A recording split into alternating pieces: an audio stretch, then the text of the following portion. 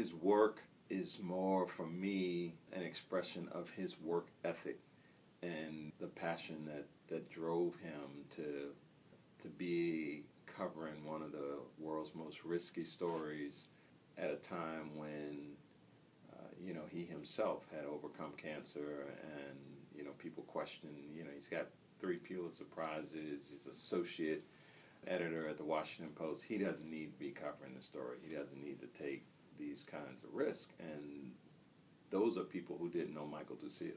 When Michel made a commitment to a project or a topic, it led to great work.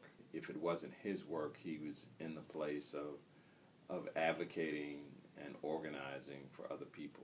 Michel was one of those people who his tenacity, he's been described as a soldier, as a warrior, as a missionary, and I think all those are accurate descriptions for him because of the commitment that he made to accurate storytelling and giving voice to the voiceless. And in Sierra Leone and Liberia, this current episode of Ebola was playing out, he felt righteously indignated by the fact that bodies were laying in the streets and people were in unsanitary conditions and didn't have the appropriate medical support and resources. And he wanted the world to see that because he realized long ago of the power of photography to move the hearts and minds of people beyond himself. He was always vigilant, I would say, about pursuing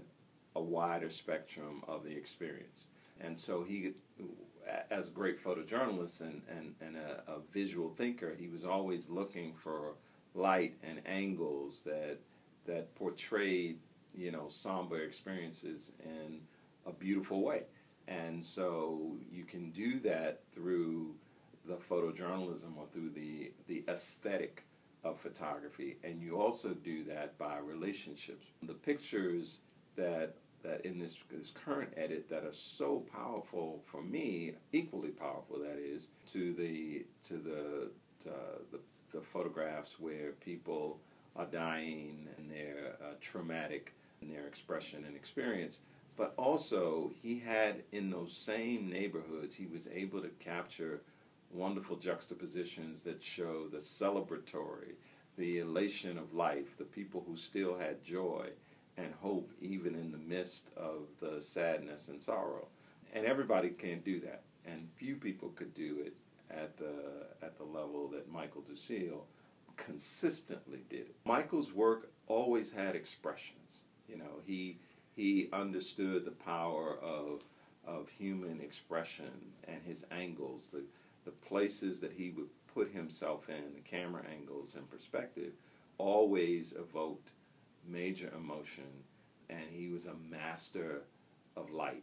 I mean, he saw light and angles. You look at, in this set of pictures, the little girls who are in quarantine, and how sometimes they're semi-silhouetted, but you could see the separation with that, which this story is about. When somebody's in quarantine, they're kept away from everybody else. And the way his framing and his use of depth of field and camera angles is really, it's an art. It's a great art where he brings together the artistic and the real human experience. We talk about giving dignity to even the dead, the care of and the craft that he brings to camera angle and perspective to the body lying on the street. I mean, it's just wonderfully composed, elegantly presented, as opposed to just walking over a body and looking down on it. He's always keeping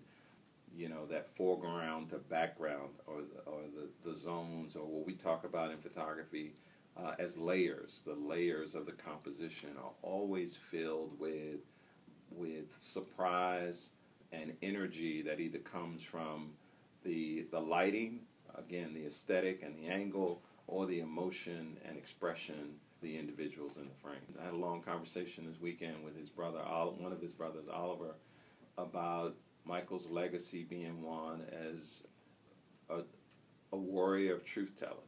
You know, everything that Michael his career has worked on has been about bringing integrity to the craft of photojournalism